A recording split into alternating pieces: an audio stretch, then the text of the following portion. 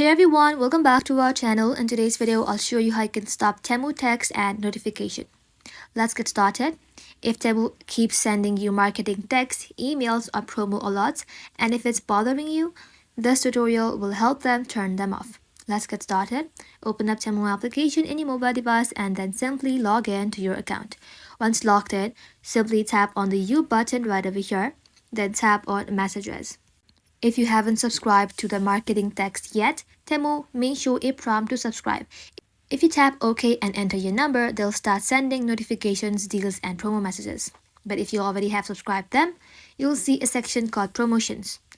Inside Messages, open it up and then simply turn off the promotional notification. You can also tap on this little icon right over here.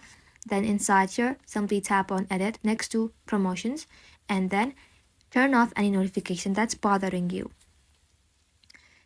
But if Temu is sending you a direct text messages to your SIM card, you can open that message thread and simply block the sender.